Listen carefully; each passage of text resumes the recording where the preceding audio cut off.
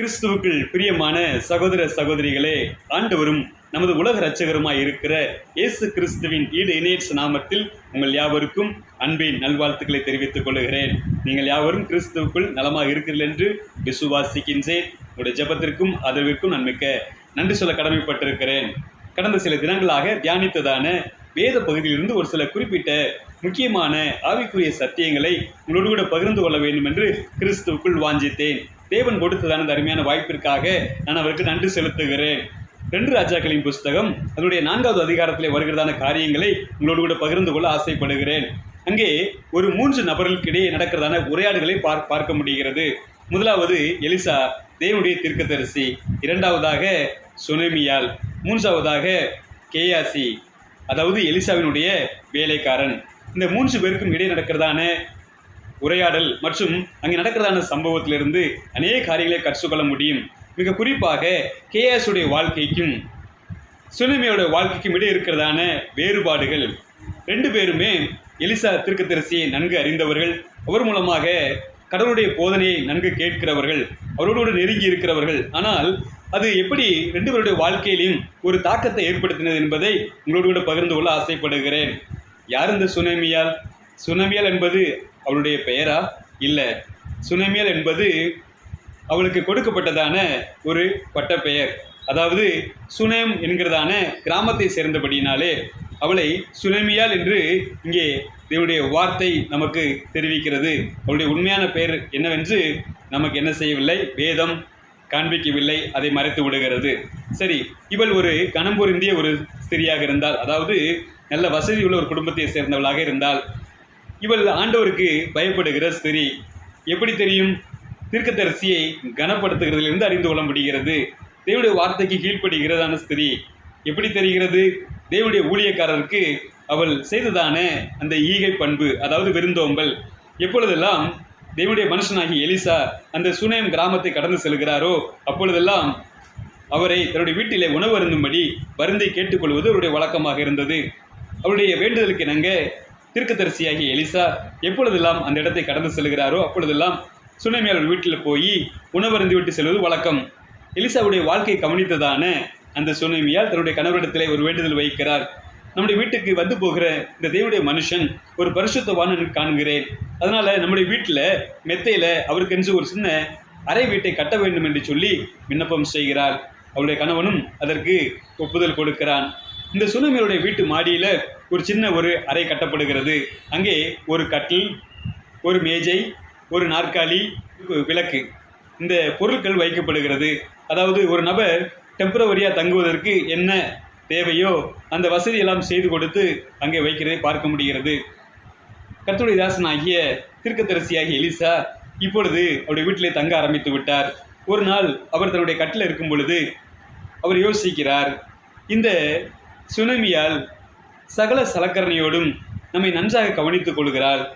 இவளுக்கு ஏதாவது தேவை இருக்குமோ, ஏதாவது உதவி செய்ய வேண்டும் என்று அவர் வாஞ்சிக்கிறார். கேயாசை பார்த்து சுனேமியாலை அழைத்து வர சொல்லுகிறார்.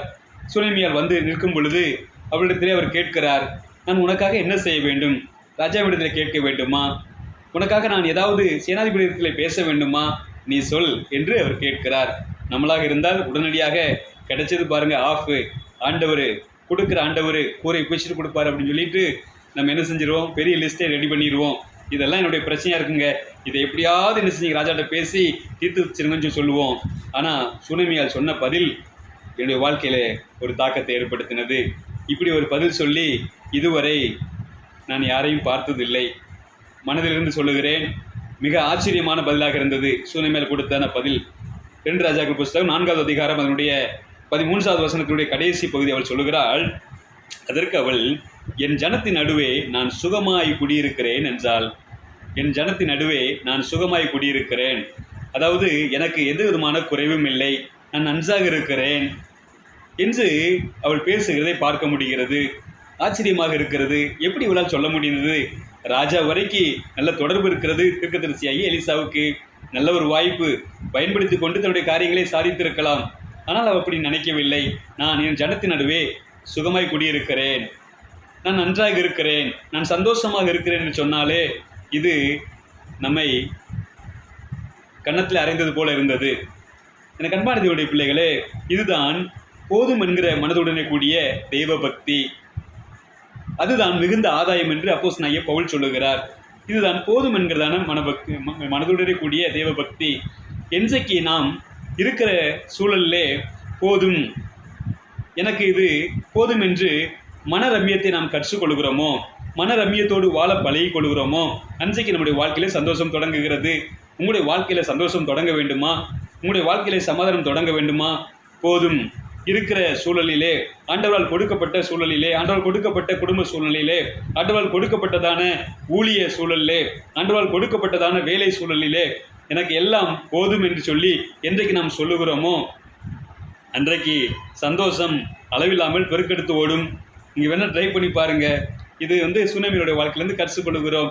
ஆச்சரியமாக இருக்கிறது அல்லவா? சுனாமியோடைய நிறைய குணாதிசயங்கள் இருக்கிறது. கர்த்தருக்கு பயப்படுகிற ஸ்திரீ, ஊழியக்காரை கனப்படுத்துகிற ஸ்திரீ, விருந்தோம்பல் செய்கிறதான ஸ்திரீ, அது எல்லாவற்றிலும் ஓவர்டேக் பண்ண ஒரு கேரக்டர் என்னன்னா மனரம்யம். ஆம், குணசாலியான ஸ்திரியை கண்டுபிடிக்கிறவன் யார்? அவளுடைய விலை முத்துக்களை பார்க்கிலும் விலையேறப்பட்டது. அவளுடைய புருஷனுடைய இருதயம் அவளை நம்பும். இதெல்லாம் நீதிபதிகள் சொல்லப்பட்டதான வார்த்தைகள். அந்த வார்த்தைக்கு சொந்தக்காரி யார் என்று சொன்னால் இந்த சுனாமியால். ஆண்டவர் செய்ய போகிறதான காரியத்தை தீர்க்கதரிசனமாக உரைக்கிறார். உனக்கு குழந்தை இல்லை அல்லவா? ஒரு பிராண உற்பத்தி திட்ட காலத்திலே, அதாவது ஒரு குழந்தை உருவாகி அது பிறக்கிறதான அந்த அந்த கால திட்டம் முடிந்ததுக்கு அப்புறமாக நீ ஒரு குழந்தையை என்ன செஞ்சிருப்ப? உன்னுடைய மார்பிளை அணைத்து வைத்திருப்பாய் என்று சொல்லுகிறார். அவளால் நம்ப முடியல. ஆச்சரியமாக இருக்கிறது. ஏது ஆண்டவனே, தயவு செய்து என்ன செய்ய வேண்டாம், அபத்தம் சொல்ல வேண்டாம், என்னை உற்சாகப்படுத்துவதற்காக ஏதாவது சொல்ல வேண்டாம் நீங்கள் அப்படின்னு சொல்லி அவளால் என்ன செய்ய முடியல, நம்பவே முடியல. ஆனால் எளிய தீர்க்கதரிசி சொன்னது போல அவளுக்கு என்ன செய்து அற்புதமாக ஆண்டவர் குழந்தை கொடுக்கிறார். ஆச்சரியம், அற்புதம். அந்த குழந்தை வளர்ந்து கொஞ்சம் பெரிய பையனாக இருக்கும் பொழுது தன்னுடைய தகப்பனோடு கூட அவன் அறுக்கிறவனிடத்தில், அதாவது ஹார்வெஸ்ட் பண்ணுற இடத்துக்கு வயலுக்கு போகிறான். அங்கே தலை நோவுகிறது, தலை வலிக்குதுன்னு சொல்லி அவன் சொல்லும் பொழுது அவனுடைய தகப்பன் வேலைக்காரனை அழைத்து இவனை கூட்டிகிட்டு போங்க, உன்னுடைய தாயினிடத்தில் விட்டு வந்துருங்கன்னு சொல்லி சொல்கிறாரு. தாயினிடத்தில் வந்ததான பையன், தாயினுடைய மடியில் இருந்தவன் மத்தியானத்துக்குள்ளாக மரித்து போய் விடுகிறான். எனக்கு அன்பான தேவனுடைய பிள்ளைகளே, ஆச்சரியமாக இருந்த காரியம் என்னவென்று சொன்னால், அவளிடத்தில் எந்த விதமான பயமும் இல்லை, பதட்டமும் இல்லை. உடனடியாக குழந்தை தன்னுடைய கையிலே தூக்கி கொண்டு எந்த இடத்துல அவளுக்கு அந்த குழந்தை வாக்குத்தத்தம் பண்ணப்பட்டதோ, எந்த சூழலில் ஆண்டவர் அந்த குழந்தை அவளுக்கு கொடுத்தாரோ அதே இடத்துல, அதே மாடியில் வீட்டில் போயிட்டு எலிசாவை படுத்திருந்த அதே கட்டில் அந்த குழந்தையை கடத்துகிறாள். அது எதனை காண்பிக்கிறது என்று சொன்னால், இந்த இடத்துல தான் இந்த குழந்தை எனக்கு வாக்கு பண்ணப்பட்டது, இந்த குழந்தை ஆண்டவரிடத்திலிருந்து வந்தது, அது இந்த இடத்துலேருந்து தான் வந்தது, இந்த குழந்தை ஆண்டவரால் கொடுக்கப்பட்டது, அதனால் இந்த பிரச்சனையை அவரால் மாத்திரம்தான் தீர்க்க முடியும் என்கிறதான ஒரு உறுதியான நம்பிக்கை. நம்முடைய வாழ்க்கையில் இருக்கிறதான எல்லா சூழல்களும் ஆண்டவரால் கொடுக்கப்பட்டவை என்று முதலாவது நம்ம விசுவாசிக்க வேண்டும். நம்முடைய பிள்ளைகளாக இருக்கலாம், அல்லது நம்முடைய வாழ்க்கை துணவராக இருக்கலாம், அல்லது நாம் இருக்கிறதான கிறிஸ்தவ ஸ்தாபனமாக இருக்கலாம், அல்லது நம்ம வேலை செய்கிறதான கம்பெனியாக இருக்கலாம். இது எல்லாமே ஆண்டவரிடத்திலிருந்து வந்ததுங்கிறதான ஒரு உறுதியான நம்பிக்கை நமக்கு முதலாவதாக வேண்டும். அதனால தான் அவள் வேகமாக கொண்டு போய் அங்கேயே பிரச்சனை என்ன செய்கிறா, சால்வ் பண்ண சொல்கிறா. அங்கேருந்தான் வந்துச்சு, அவர் தான் இந்த பிரச்சனையை சரியாக தீர்த்து வைக்க முடியும் என்கிறதான நம்பிக்கை. குழந்தை மேலே கொண்டு வச்சுட்டு அந்த மேல் வீட்டாரை பூட்டி விட்டு உடனடியாக தன்னுடைய கணவருக்கு சொல்லி அனுப்புகிறாள், எனக்கு ஒரு ரிக்வஸ்ட்டு, உடனடியாக ஒரு கழுதையும் ஒரு வேலைக்காரன் இடத்துல அனுப்புங்கன்னு சொல்லிட்டு. அவனுக்கு ஒரே ஆச்சரியம், என்னடா மனைவி திடீர்னு ஒரு கழுதையும் வேலைக்காரனையும் கேட்குறாளே, அதுவும் கர்த்தருடைய மனுஷனாகிய எலிசாவை பார்க்க கர்மகிரி பருவத்துக்கு போகிறேன் என்று சொல்லுகிறாளே, இன்றைக்கு அமாவாசையும் இல்லை, இன்றைக்கு ஓய்வு நாளும் இல்லை, எல்லாம் சரிதான், நீங்கள் சொல்கிறதெல்லாம் சரிதான், நீங்கள் என்ன செய்யுங்க, நீங்கள் கொடுங்கன்னு சொல்லி ஒரு கழுதையும் ஒரு வேலைக்காரனை வாங்கி கொண்டு அவள் உடனடியாக என்ன செய்கிறாள், கர்மேல் பருவத்துக்கு எலிசா தீர்க்கதரிசியை பார்க்கும்படியாக புறப்பட்டு போகிறாள். அவள் வேலைக்கார இடத்துல சொல்கிறா, நான் சொல்கிற வரைக்கும் என்ன செய்யக்கூடாது, நிற்கக்கூடாது, வண்டி அடித்து ஓட்டுங்கிறா. நேராக கர்மேல் பருவத்துக்கு. எனக்கு அன்பான தேவனுடைய பிள்ளைகளே, பிரச்சனையை எங்கே வச்சு சால்வ் பண்ணுறேன்னு சொல்லி தெரிஞ்ச ஒரு குணசாலியான ஸ்திரீ இந்த சுனாமியால் கரெக்டாக என்ன செய்யுது, வண்டியை ஓட்டி அடித்து போகிறா. எங்கே யார் பிரச்சனையை தீர்க்க முடியுமோ அங்கே போகிறா. அதான் ஆண்டவரிடத்தில் போகிறா. எலிசா தீர்க்கதரிசியில் போகிறது எதை காண்பிக்கிறது, தெய்வனிடத்தில் போகிறதை காண்பிக்கிறது. கர்த்தருடைய பருவத்துக்கு போகிறாள், ஆண்டவருடைய சமூகத்துக்கு அவர் போகிறாள். அவர் தூரத்தில் போகும் பொழுதே அங்கே எலிசா கண்டுபிடித்து விடுகிறார். சுனாமியால் வருகிறார் என்று சொல்லி கேயாசி அழைத்து, நீ உடனடியாக ஓடிப்போய் அவரிடத்தில் கேளு, 3 கேள்வி, நீ சுகமாயிருக்கிறாயா, உன்னுடைய புருஷன் சுகமாக இருக்கிறானா, உன்னுடைய பிள்ளை சுகமாக இருக்கிறதா என்று பாருங்க. எலிசாவும் நல்ல ஒரு ஊழியக்காரர், தன்னுடைய விசுவாசியினுடைய இதே துடிப்பை அறிந்தவர். கவலையோ சந்தோஷமோ எல்லாவற்றையும் முன்கூட்டியே உணரக்கூடியதான ஒரு இருதயம். ஊழியக்காரன் என்று இருந்தால் இப்படித்தான் என்ன செய்ய வேண்டும், இருக்க வேண்டும். போய் கேட்குறான், நீ சுகமாக இருக்கிறியா, உன்னுடைய கணவர் சுகமாக இருக்கிறாரா, உன்னுடைய பிள்ளை சுகமாக இருக்குதா, எல்லாம் சுகமாக இருக்கான்னு சொல்லிட்டு கேயாசிட்டையும் சொல்லவில்லை. நேரடியாக வந்து எலிசாவினுடைய கால்களை பிடித்து கொண்டு அழுகிறார். என் கண்பான தேவனுடைய பிள்ளைகளை கேயாசி தடுக்க முயற்சிக்கிறார். தடுக்க வேண்டாம், மிகுந்த மன துக்கத்தினால் அழுகிறாள். அவருக்கு புரிந்து விட்டது, கர்த்தர் இந்த காரியத்தை இடத்திலிருந்து மறைத்து விட்டார் என்று சொல்லி உடனடியாக அவருடைய கையில் இருந்ததான தடியை அந்த கேயாசியுடைய கையில் கொடுத்து உடனடியாக நீ என்ன செய்ய, போய் குழந்தையினுடைய முகத்தில் வை என்று சொல்லுகிறார். இன்னொரு விஷயம் எனக்கு ஞாபகத்துக்கு வந்தது. பிரச்சனையை எங்கே கொண்டு போகணும் அங்கே கொண்டு போனால் அல்லவா, அதுதான் நல்ல ஒரு கடவுளுக்கு பயந்ததான ஒரு விசுவாசிக்கு இருக்கக்கூடியதான ஒரு முக்கியமான குணாதிசயம்.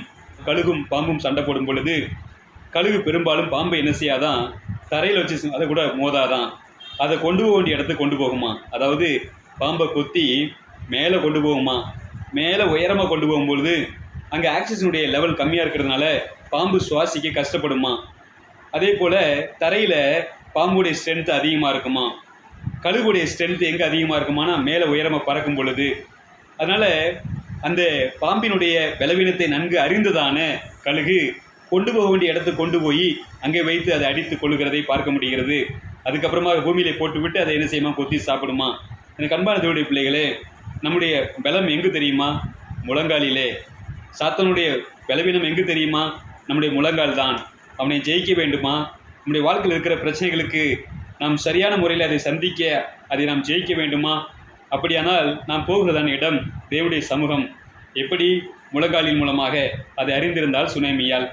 இப்போ இந்த தடியை வேகமாக கொண்டு போகிறார் யார், கேயாசி. கொண்டு போய் அந்த குழந்தையுடைய முகத்தில் வைக்கிறார். அங்கே சொல்லப்பட்டிருக்கிறது, சத்தமும் இல்லை உணர்ச்சியும் இல்லை என்று சொல்லி எந்த விதமான மாற்றம் ஏற்படவில்லை. தடியை எடுத்துக்கொண்டு திரும்ப வந்து விடுகிறார். அதற்குள்ளே சுனேமியால் எலிசாவுடைய காலிலை பறித்து கொண்டு, நீர் என்னோடு கூட வர வேண்டும் என்று சொல்லி, கர்த்தருடைய ஜீவனை கொண்டு உம்முடைய ஜீவனை கொண்டு மானையிடுகிறேன் என்று சொல்லி கட்டாயப்படுத்தி கூப்பிடுகிறாள். அப்பொழுது எலிசா அந்த குழந்தை மீது வந்து அவர்களை வெளியே அனுப்பிவிட்டு ஜெபித்து அந்த குழந்தை மேலே படுத்து கண்களோடே வாயோடே உள்ளங்கையோடே அவர் என்ன செய்கிற மேலே அமர்ந்து படுக்கிறார்.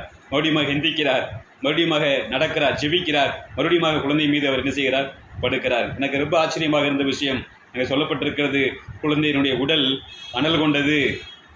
அம்மா அது சூடாயிருச்சு பாருங்க. எனக்கு அன்பான தேவனுடைய பிள்ளைகளே, அவர் எழுப்பி குழந்தையை சுனேமியாளுடைய கையிலோட கொடுத்து விடுகிறார். இங்கே தான் கேயாசியுடைய குணத்தை நாம் பார்க்க போகிறோம். சுனேமியாளுடைய குணம் கொடுக்கிற குணம், கேயாசியுடைய குணம் எடுக்கிற குணம், மற்றவர்களை கவனித்துக் கொள்கிறதான குணம். இது சுனேமியாளுடைய குணம். ஆனால் கேயாசியுடைய குணம் தன்னுடைய காரியத்தில் மாத்திரமே அதிக கவனம் செலுத்துகிறதான குணம்தான் இந்த கேயாசியுடைய குணம். தனக்கு என்ன கிடைக்கும், எது செய்தாலும் தனக்கு லாபம் இருக்கிறதா என்பதை யோசித்து செய்யக்கூடியவர் தான் இந்த கேயாசி. அது மாத்திரமல்ல, இப்போ கேயாசியுடைய கையில் இருக்கிறதான தடி எந்த விதமான உணர்ச்சியும் கொடுக்கவில்லை, எந்த விதமான ஜீவனையும் அந்த குழந்தைக்கு கொடுக்கவில்லை. காரணம் என்ன, அதை குறித்து யோசித்த பொழுது அந்த தடியானது எலிசாவுடைய கையில் இருக்கிறதான தடி. எதை காண்பிக்கிறது, கர்த்தர் எலிசாவுக்கு கொடுத்ததான அபிஷேகத்தை குறிக்கிறது. கர்த்தர் எலிசாவுக்கு கொடுத்ததான அதிகாரத்தை குறிக்கிறது. கர்த்தர் எலிசாவுக்கு கொடுத்ததான வல்லமையை குறிக்கிறது. அந்த அபிஷேகமும் அதிகாரமும் வல்லமையும் இங்கே என்ன செய்யவில்லை, கிரியை செய்யவில்லை. காரணம், அந்த தடி இருந்ததான இடம் ராங்கான இடம். ஆம், அது கேயாசினுடைய கையில் இருந்தது. அது எலிசாவுடைய கையில் இருந்திருக்க வேண்டியதான ஒரு தடி, அற்புதங்களை செய்கிறதான தடி, அது கர்த்தருடைய தடி.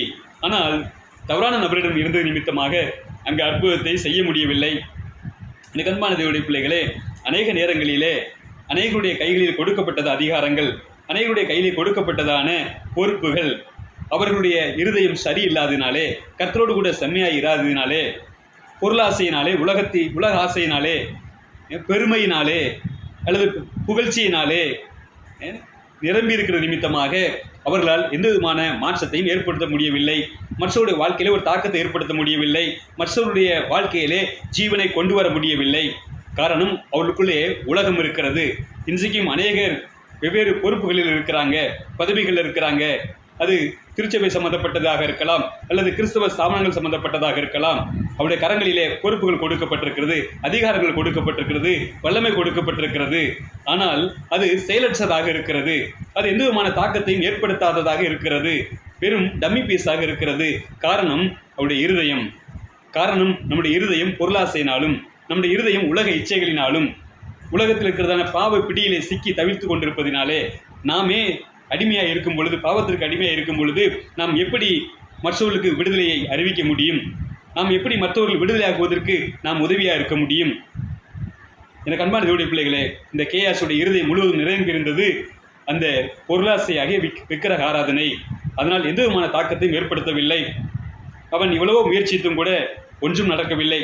குழந்தை விழிக்கவில்லை என்று போய் சொல்லிவிடுகிறான். எனக்கு அன்பான தேவனுடைய பிள்ளைகளே, இதே கேயாசி அங்கே நாகமான் கொண்டு வந்த அந்த விலையேறப்பட்ட பொருட்கள், அந்த ஆடைகள் மீது ஆசைப்பட்டவனாக அதை வாங்குவதற்காக ஓடோடி செல்கிறான். இந்த அன்பான தேவனுடைய பிள்ளைகளே, அது நிமித்தமாக அவன் வாங்கி கொண்டது குஷ்டரோகம்தான்.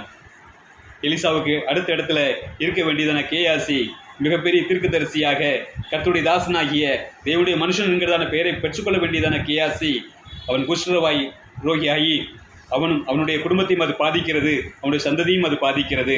அவனுடைய சந்ததி முழுவதும் குஷ்டரோகம் உண்டாகும் என்று சொல்லி எலிசா சொல்லிவிடுகிறார். எனக்கு அன்பான தேவனுடைய பிள்ளைகளே, நம்முடைய தனிப்பட்ட பாவம், நம்முடைய தனிப்பட்ட வாழ்க்கையில் இருக்கிறதான பாவம் நம்முடைய குடும்பத்தை பாதிக்கிறது, நம்முடைய சமுதாயத்தை பாதிக்கிறது, நம்முடைய சந்ததியை பாதிக்கிறது. அது ஒட்டுமொத்த சந்ததியும் பாதிக்கக்கூடியதாக இருக்கிறது. இது இன்றைக்கும் உண்மை. நம்முடைய வாழ்க்கையில் நாம் ஆண்டவருக்கு கீழ்ப்படியாதது, ஆண்டவருடைய வார்த்தைக்கு செவி கொடுக்காதது, அது நம்முடைய வாழ்க்கையை மாத்திரமல்ல, சுற்றி இருக்கிற வாழ்க்கையும் பாதிக்கிறது. என்னதான் இந்த கேயாசி 24 மணி நேரமும் தேவனுடைய தாசனாகிய பரிசுத்தவான் எலிசா கூட இருந்தாலும் அவருடைய வாழ்க்கையிலே ஒரு தாக்கம் ஏற்படவில்லை. ஆனால் என்றைக்காவது ஒரு நாள் சந்திக்கிறதான அந்த சுனேமியருடைய வாழ்க்கையிலே ஒரு மிகப்பெரிய தாக்கத்தை ஏற்படுத்தியிருக்கிறது, ஒரு மாற்றத்தை ஏற்படுத்தியிருக்கிறது. அவளை தைரியசாலியாக, அவளை குணசாலியாக மாற்றியிருக்கிறது. எனக்கு அன்பான தேவனுடைய பிள்ளைகளே, நாம் ஆண்டவருடைய சமூகத்திற்கு எவ்வளவு நேரம் போகிறோம் என்பது முக்கியமல்ல, அல்லது ஆண்டவருடைய சமூகத்தில் நாம் எவ்வளவு நேரம் செலவழிக்கிறோம் என்பது முக்கியமல்ல. ஆனால் அந்த ஆண்டவருடைய சமூகத்திலே செலவழிக்கிறதான நேரங்கள், ஆண்டவருடைய வார்த்தையை கேட்கிறதான காரியங்கள் நம்முடைய வாழ்க்கையில ஒரு தாக்கத்தை ஏற்படுத்துகிறதா இல்லையா என்பதுதான் மிகப்பெரிய ஒரு கேள்வி. இன்றைக்கு கேஎஸுடைய வாழ்க்கையும் சுனேமியாவுடைய வாழ்க்கையும் உங்களுக்கு முன்பாக நான் வைக்க விரும்புகிறேன். எனக்கு முன்பாக வைக்கப்பட்டது என்னுடைய வாழ்க்கையிலே மாற்றத்தை ஏற்படுத்தினது. உங்களுக்கு முன்பாக வைக்கிறேன். நீங்கள் யோசித்து பாருங்கள். உங்களுடைய வாழ்க்கை நிச்சயமாக மாறிவிடும், அநேகருக்கு ஆசீர்வாதமாக மாறிவிடும். தேவன் தாமே இந்த வசனத்தின் மூலமாக நாம் யாவரையும் ஆசீர்வதிப்பாராக. இந்த நேரத்திற்கு மிக்க நன்றி. ஆமென். Thank you so much.